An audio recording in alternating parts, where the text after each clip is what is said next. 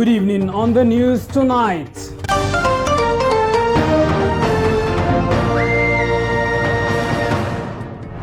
House COVID-19 status. It is a top secret for many that even senior officials at the Ministry of Health cannot reveal. How the 4 cases recorded last week among State House officials are faring is not known. Tonight, the country has the highest number of new COVID-19 cases ever at 184. Also tonight, more Jubilee Party suitors. President Uhuru Kenyatta's ruling party, Jubilee, coerces Kalonzo's Wiper and Isaac Ruto's Chama cha Mashinani into a post-election deal. What is between the lines of these deals? We have the details on this newscast. Plus, the fall in Bob. Kenya's one-time most revered legal tender is fast losing its value, or is it? Tonight we tell you of the 1 shilling Bob that is fast falling in both value and popularity. The shilling is dropping, literally.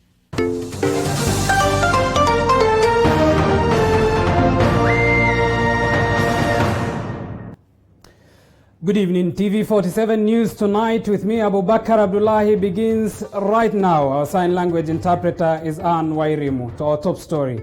We are not privy to give information about the status of COVID-19 infections at State House. Now, this is according to Health CAS Rashid Aman, who refused to comment on the matter during Wednesday's COVID-19 briefing. This even as the total number of COVID-19 infections in the country rose to 4,444 after 184 more people tested positive in the last 24 hours. Zainab Mohammed begins our broadcast tonight. Just 2 days since news broke out about 4 State House officials testing positive for COVID-19, concerns from all over are evident, with the Health CAS saying he is not privy to provide more information about the status of infections in State House. Speaking during the daily COVID-19 briefs, Dr. Aman further cautioned on the use of fake testing kits by private lab that give a false positive to patients, thereby causing unnecessary panic. For those who are vending these tests, we also want to caution them not to misrepresent the utility of these RDTs in diagnosis of COVID-19 disease. Equally, to our own regulatory authorities, we will in the coming days be streamlining the processes of having these tests on the market and determining exactly for what purposes they can be used. According to Dr. Aman, only WHO-approved COVID-19 tests should be used by private labs and government facilities. The so-called antibody-based rapid diagnostic tests, or RDTs. And it is these RDTs that concern us, because these RDTs that have permeated the market and are being vended out there and are being presented as a test for diagnosis of COVID-19 is incorrect. As far as the position of the ministry is concerned right now, the only test that can diagnose and state that an individual is positive for COVID-19 is the real-time PCR test. Also, the Council of Governors has said only 5 out of 47 counties have fulfilled the 300-bed COVID-19 hospital ward capacity directive by President Uhuru Kenyatta. In a statement to Newsroom, the council says only 453 ICU beds are available across all Level 4 hospitals in the country. For TV47, I'm Zainab Mohammed. Elsewhere, Kakamega Senator Cleophas Malala will chair the 11-member select committee that is going to probe Kirinyaga Governor Anne Waiguru's impeachment. Governor Waiguru and the members of the County Assembly will now appear before the committee on June 23rd and 24th.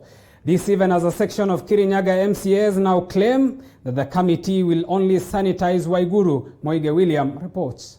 That's okay. Kakamega Senator Cleophas Malala will now chair the committee that has 10 days to table a report on the fate of Waiguru. Senate approved the committee where after 45 senators voted for the motion against 14 who opposed. Waiguru will now face the Malala-led committee, which a section of senators said will easily be compromised. Leave us to do some discuss some internal issues. Meanwhile, a section of members of the County Assembly of Kirinyaga have deferred with the decision of the Senate, voting to have the matter discussed through a select committee. The MCA joins Kirinyaga Senator Charles Kibiru in questioning the credibility of the select committee. Orengo, akiwa Senate, akasema it is not a matter of corruption.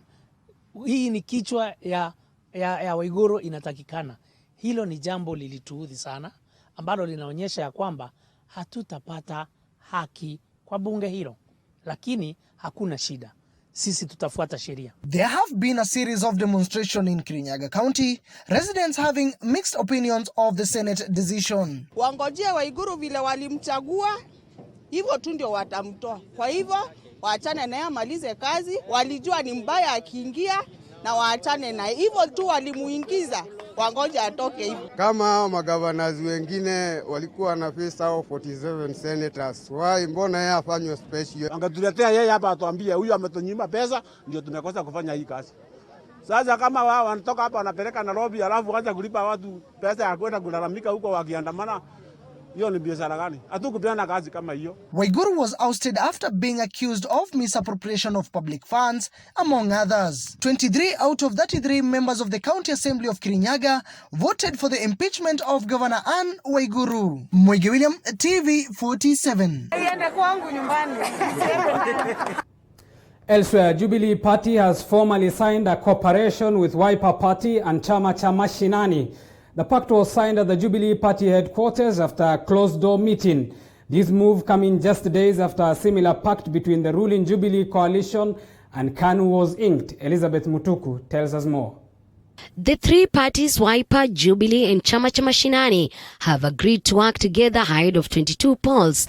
The agreement was signed by Secretary Generals of the three parties in the presence of Kalonzo Musyoka and Isaac Ruto, among other party officials. Today, we have made this very major step of having a cooperation agreement with the Wiper Democratic Movement.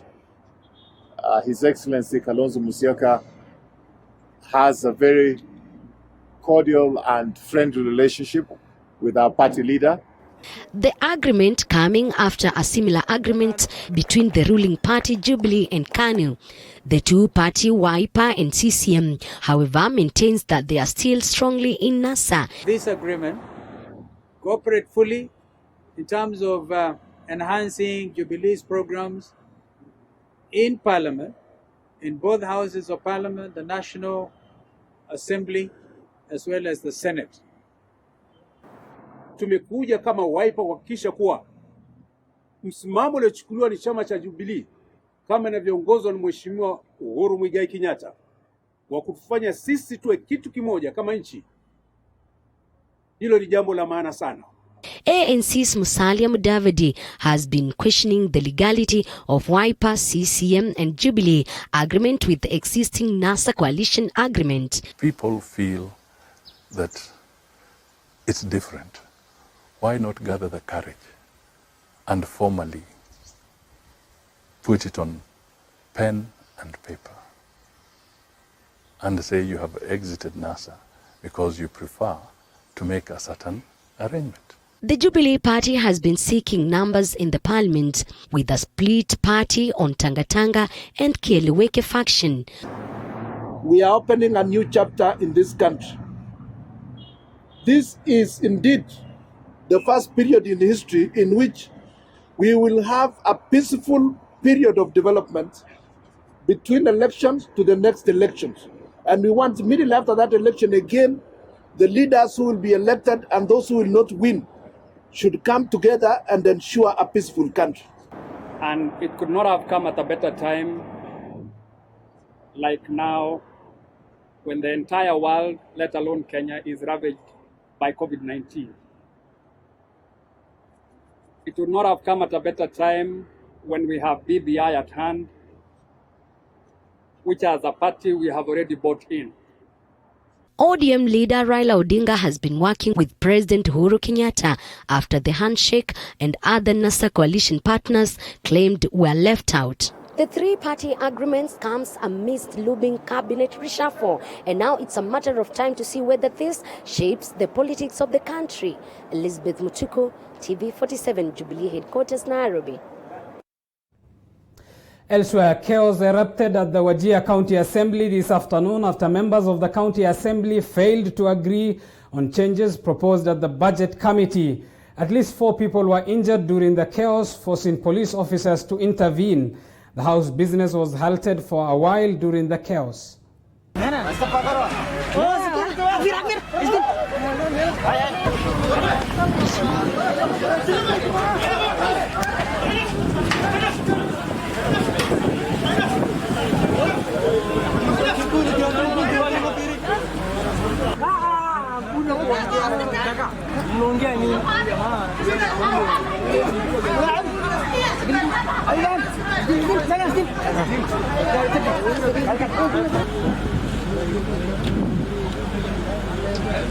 And what happened in the assembly today is very unfortunate.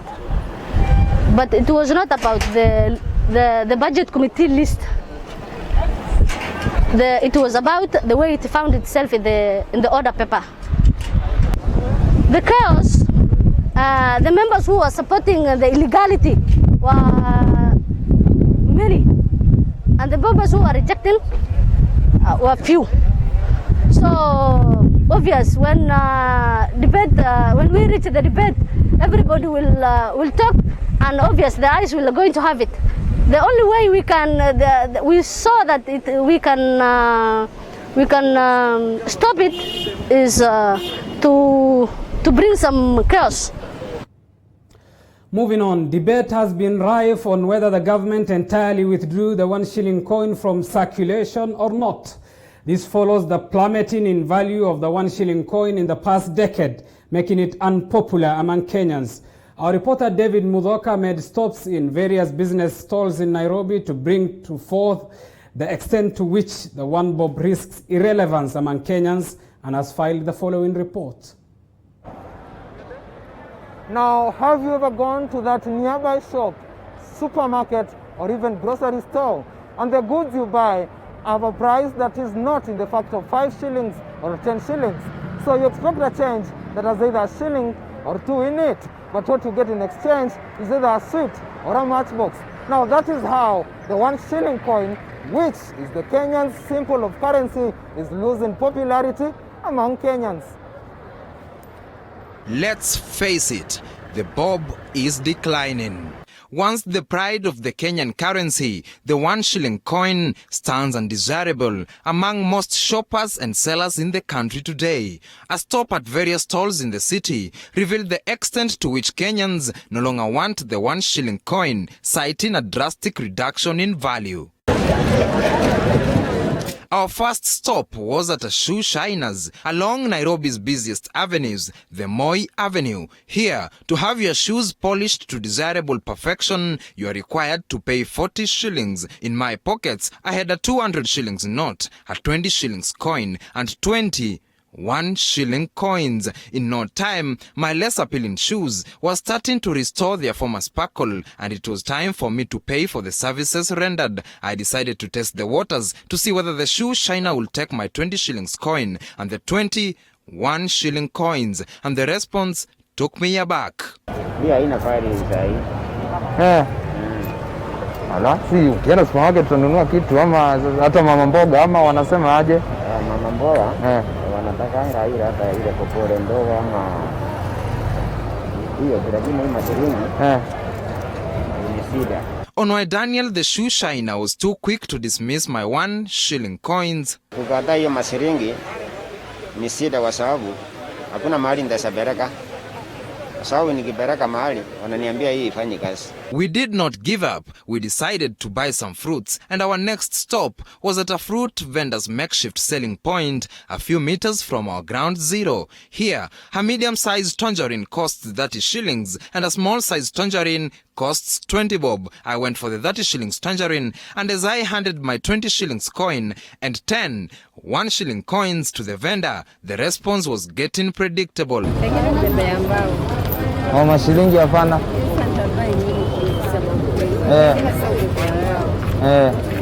The third and final stop that morning was at the doorsteps of the Kencom house. The owner of the stall here sells a variety of sweets and chewing gums. I tried to buy the popular tropical mints with 1 shilling coins, but the least acceptable coin here is the 5 shillings coin. Withdrawn, it was the time for another test for Nairobians. We pitched tent outside the National Archives. I passed by and was falling from the heavens. And before I could, some shopkeepers have however found a way around this problem. For instance, a matchbox that would normally cost 3 shillings now trades at 5 shillings for 2. An egg that costs 11 or 12 shillings now sells at 25 shillings for 2. Some Kenyans, however, have been forced to adjust. It's a mini supermarket.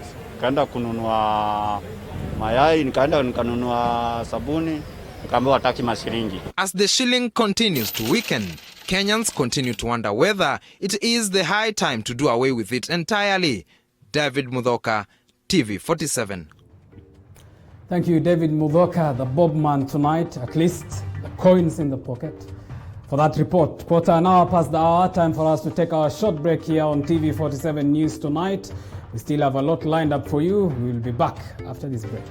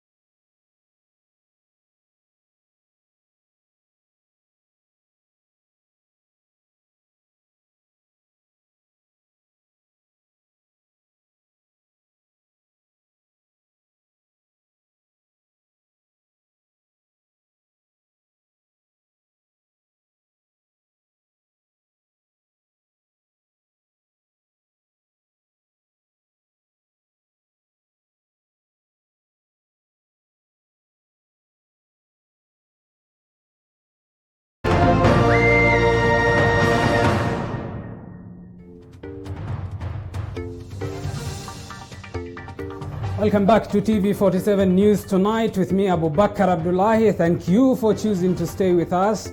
Let's get to more news now. And Tourism Cabinet Secretary Najib Balala has hinted at the possible reopening of the tourism sector, which has been dealt a big blow due to the coronavirus pandemic. Balala says the government has liaised with global partners and have developed protocols ready to be rolled out once the country fully reopens, and was awaiting approval from the World Tourism and Travel Council. Take a look. Today I'm here in Watamu. You could feel the impact, lack of tourism, the effect. The activities, the restaurants, the hotels are as good as they are dead because they are closed. But I'm optimistic that currently, in the next 1 year, we can work hard on the domestic market, and I believe that can be attractive. But again, the stakeholders of the tourism industry must appreciate a domestic market has a different taste, and they're sensitive in pricing. So the pricing must be right for the domestic market. International market will come end of the year 2021, and that market also is not to replace the domestic market but to work concurrently.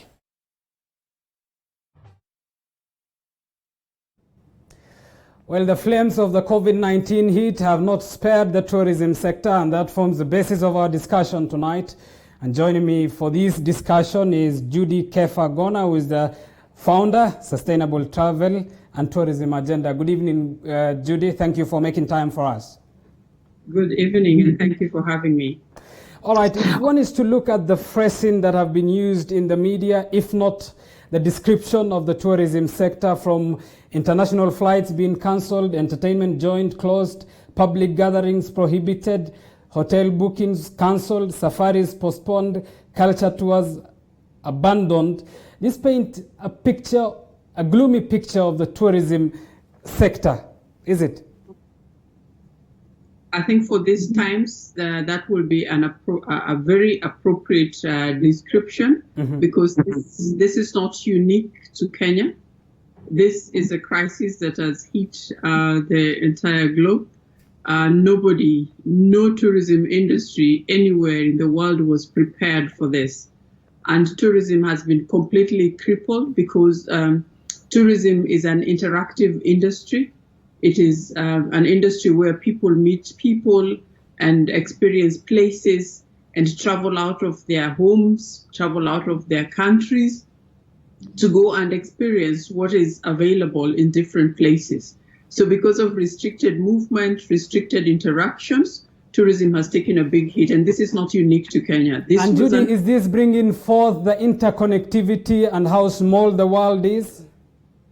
Oh yes, it does, but it also raises attention to the vulnerability of the tourism industry globally, and this again is not unique to Kenya. And I think tourism everywhere in the world is saying they need to go back to the drawing board, and the terminology that is being used mostly by the tourism industry now is not about recovery, because everybody says that recovery will take us back to the risky situation where we were.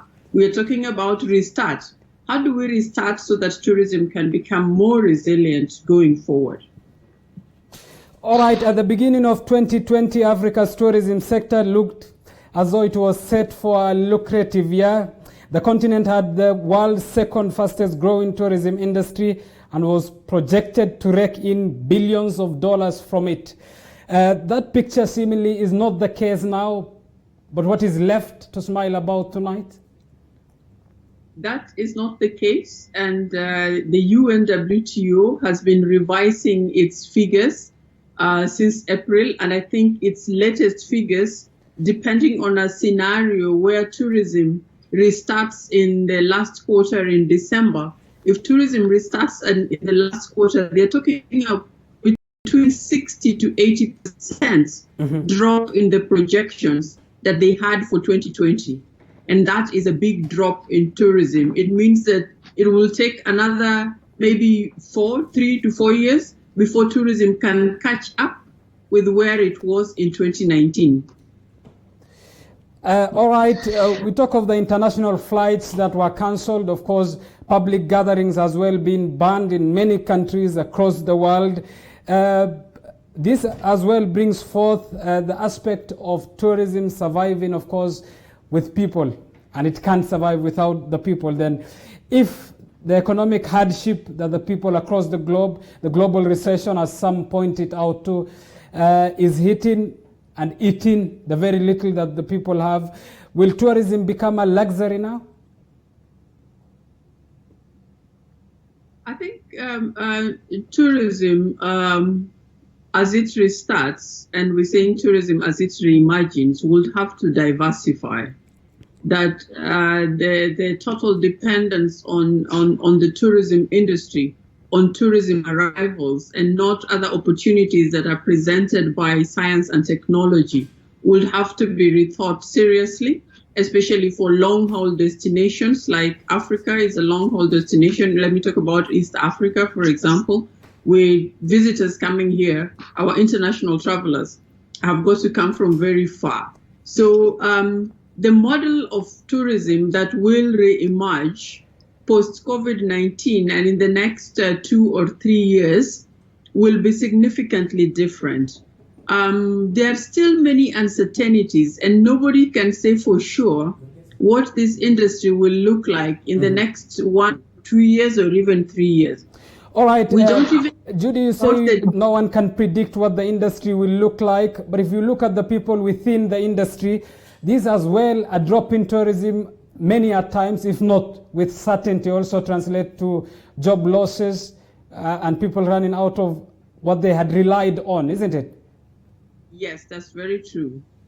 There is a big economic impact. We know that the tourism industry in this region and in Africa is built on small and medium enterprises, a lot of them dependent on the tourism arrivals. Many of these groups are out of business at this point. Some of them may never return. Some of them may return as business returns slowly, and they could be looking to other industries in the short term.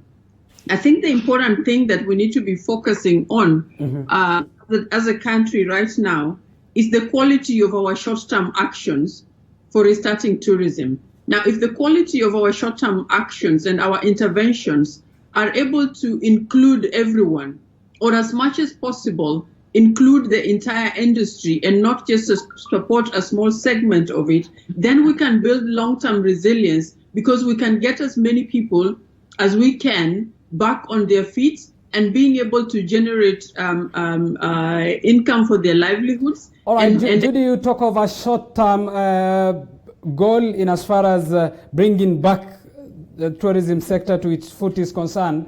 The CS is hinting of a possible reopening of the sector in August this year. First, is it practically possible to reopen these if people will be still distant, observing some of the measures that may not be tourism friendly, if one is to use that as an argument?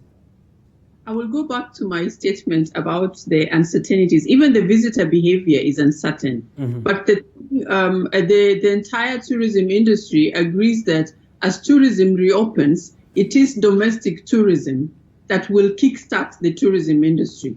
The uncertainties about long-term travel, government actions, you have seen that the EU has only opened international travel within the EU. So border restrictions, we might open, but there could be nobody coming. There could be flights coming, but they will bring people who must travel, and they might not be tourists. So that's why I say that the quality of our short-term actions will strengthen the industry and build resilience as we get ready for normalcy, what we are calling the new normal, to return.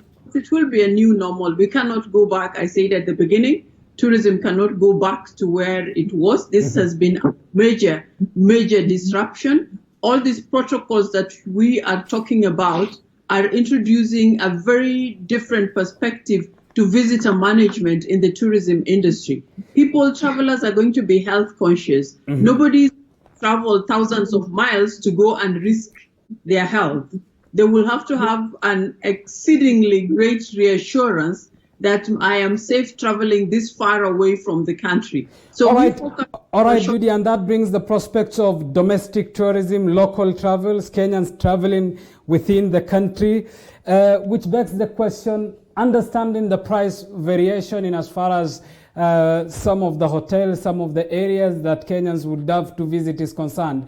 The profitability of the latter, which is domestic market, and that of the international market is slightly different, isn't it? Yes, it is very different, but this is a dependable and a reliable market. We have not reached the maximum capacity of our domestic market. And what will the maximum capacity be? I think the maximum capacity is when we will be able to say that a good percentage, maybe 60% of Kenyans are able to take holidays. I don't think we have those numbers. Kenyans are taking their holidays during Christmas, Easter, and a few of them during school holidays like August and April. And that's a very small percentage of Kenyans that are traveling within their country. You have seen the spike in numbers of residents of Nairobi that have been going to the green spaces that we have in the city, like Nairobi National Park. And you note that many of them are saying, I have been here for the first time. And this, the middle class that is supposed to be aware or traveling middle class. So our middle class is not traveling yet as much as they could. It is time to reimagine our tourism, to diversify the products, to provide the appropriate products for Kenyans, so that Kenyans can travel within their country. And if the current economic situation continues, that others will say will be a secondary option, not primary.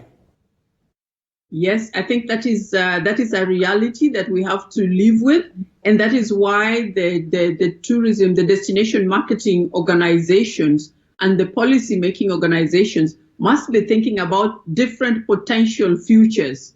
How does this look like if Kenyans cannot travel? How does it look like if we only get 10% of our international travel? What does that mean for our products in the long term? So this is the moment, and that's why I insist on the quality of short-term actions that we take today. They will really determine how this industry recovers going forward. Whether that full recovery happens in 3 years, it must start on a very good grounding with the best possible scenario for a mixed product that can take care of domestic travel, regional travel, and international travel. All right, the CS says the sector will develop a return to work formula, if not a protocol to that extent. But nonetheless, let's talk of the 3 billion soft loan that the government is using as a stimulus package for hotels. First, isn't there not a disparity of which hotels will get this amount of money? I think the CS and the recovery team have made it clear that they are working on the criteria for allocation of this stimulus package, and we want to believe that it will be shared out very fairly amongst the industry stakeholders. As of now, I think no criteria has been shared. The process is ongoing. Which begs the question, will it not be a headache to share this amount amongst hotels, notwithstanding the number of destinations that are classified as such? Definitely it has to be, because in other parts of the world where it has been done, we have followed in other African countries, even in the European and North America. It has not been without criticism, because it's a very thin line deciding who qualifies for it. I think in a country, I think it was Denmark, if I'm not wrong, they made a very interesting criteria. They decided that they will only give this money to those tourism businesses that have a climate action plan. And that, I think, made it easier for them. Otherwise, it's not without blame. Where it has been done, it has faced a lot of challenges and criticism, because it will not be available for everyone. So how do you convince everybody that it was done above board and it was equitable? It can't be equal, but equitable. All right, Judy, when you talk of the sector and tourism in general, it's more than the travel, the fun, and of course all that is associated with it. There are people who are directly or indirectly employed by this sector who in their thousands, if not hundreds of thousands, have lost their jobs. What will it need then to get these people, not necessarily the owners of the hotel, but people who relied on tourism as a secondary option, back to their feet? This is a big challenge. The vulnerability of employment in the tourism industry has been an ongoing discussion for a long time.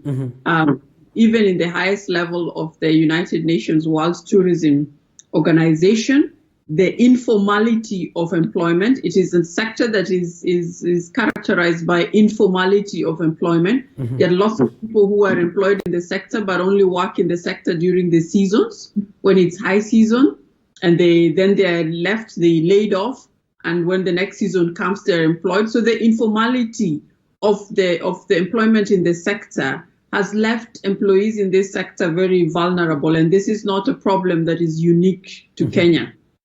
This is a problem that is unique everywhere in the world. Now, what the industry needs to know, I don't know whether we know the exact numbers of these vulnerable people, because companies, as they're reporting now, could be reporting the numbers that are in their permanent employment or in who have lost their jobs or in half pay or have went on unpaid leave. But the exact numbers of people who have been affected in the industry might never be known because of the informality of employment in this sector. All right, Judy, I understand we are out of time, but nonetheless, let me ask you one final question. What will it then take for the tourism sector to overcome the ravages of COVID-19, futuristically at least?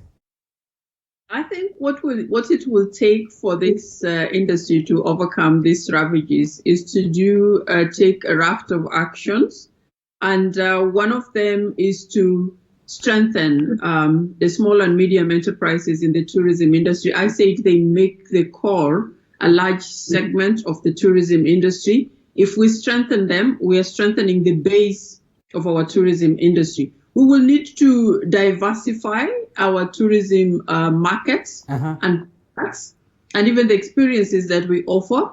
We will need to make it more inclusive and attractive for other people, including Kenyans, to travel. We need to remove the risk from tourism, inherent risks like what we've just spoken about, the informality of employment in the sector, and over-reliance on certain markets instead of diversifying our markets.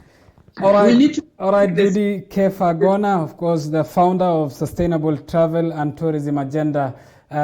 We are out of time, but nonetheless, thank you for making time for us. Thank you for having me. All right, that is the founder of the Sustainable Travel and Tourism Agenda, Judy Kefagona. The discussion was on the flames of COVID-19, the hit on the tourism sector. I understand we need to take another short break. We still have a lot lined up for you. We will be back after this break. Stay tuned.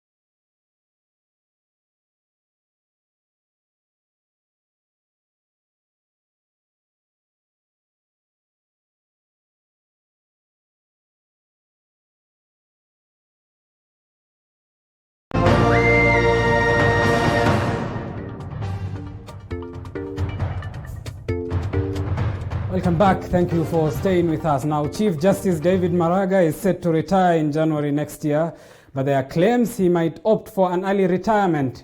Succession, of course, intrigues are already playing out in a process that is likely to be more political than judicial ahead of the 2022 polls. Andrin Kilemi reports. January 21st, 2021, and the Chief Justice David Maraga will retire. I have never taken a bribe, and I will never take a bribe. However, Maraga is said to be opting for an early retirement to allow time for a recruitment for his successor. And with just 8 months in the office, Maraga has been pouring out his frustrations in public, claiming his attempts to meet the president have been unsuccessful. The age factor is also likely to shape Maraga's succession. Some of the judges at the Supreme Court include Njoki Ndongo, who is aged 54, Smoking Wanjala, aged 59, and Isaac Lenaola, aged 52. The Chief Justice, who also serves as the President of the Supreme Court, can serve for a 10-year term with a retirement age of 70 years. The Supreme Court is already less one judge after Justice Jackton Ojwang retired in February and is yet to be replaced. Deputy Chief Justice Philomena Mwilo, who would have scored higher as a possible successor, is already facing a legal battle in a petition filed seeking to remove her. Chief Justice David Maraga led the bench in the historic nullification of President Uhuru Kenyatta's 2017 election. His stay at the helm of Kenya's judicial system has been faced by wrangles with the executive. Early this year, the judiciary in a report indicated plans to hire Maraga's successor as well as a Supreme Court judge, among other judges, in an attempt to address backlog of cases. Andrin Kilemi, TV47. Elsewhere, the Interreligious Committee that was tasked with drafting protocols to reopen worship places has started collecting views from members of the public.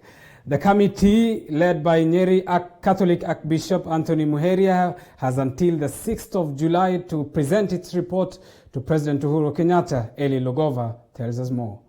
Places of worship will remain closed at least until July 6, 2020. The Interreligious Committee, tasked with coming up with protocols of reopening places of worship, has embarked on public participation process that will last for at least 3 weeks. The committee on Wednesday met Interior CS Fred Matiang'i and his health counterpart Mutai Kagwe, where they deliberated on COVID-19 containment measures that should be initiated in the course of reopening religious activities. Now they have started their work. We will meet again, probably about 2 to 3 weeks' time. Then they will give us the interim thoughts and see how we will work on them. So my brother, Minister for Health, and I feel that let us let our religious leaders deliberate. The committee, chaired by Nyeri Catholic Archbishop Anthony Muheria, consists of 18 members drawn from various religious groups. The team is required to submit recommendations to the President through the National Security Council not later than 6 July 2020. We know it's a play between the risks involved and the compliance and the mitigations that we put. If we really decide to emphasize how we are going to defend and protect ourselves and our families, then it becomes easy to actually work out ways in which we can have those kind of gatherings. It's more than 2 months since the suspension of religious activities in the country, and the Interfaith Religious Committee that has been introduced today will be responsible for formulating policies and measures that will be observed before and after reopening of religious activities in the country. Eli Logova, TV47, Nairobi. Elsewhere, Embu health workers took to the streets today demonstrating what they say is failure by relevant authorities to address their grievances even after writing numerous times to them. They are protesting delayed allowances and inadequate personal protective equipment against COVID-19. They also lamented that health workers are being quarantined together with other people suspected of being COVID-19 positive, hence exposing them to a high risk.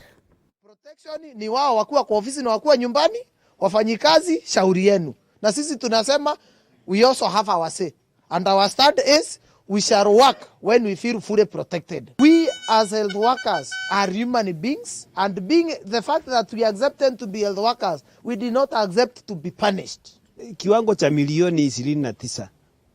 Nashangaa kwa sababu sijui governor na watu wake hiyo pesa wameweka wapi, ilienda ikafanya kazi gani, ndio tuone wafanyikazi wetu wa Department of Health wakiwa kwa barabara na mabango wakiongea maneno ya PPEs na mishahara yao. Alikuwa amekuja kwa sababu ya matatizo kidogo kwa sababu ya COVID, kama mambo ya quarantine, wamekuja kwa sababu hizo mambo ya allowances zile ambazo zinatoka kwa national government, wameuliza pia maswali ya PPE.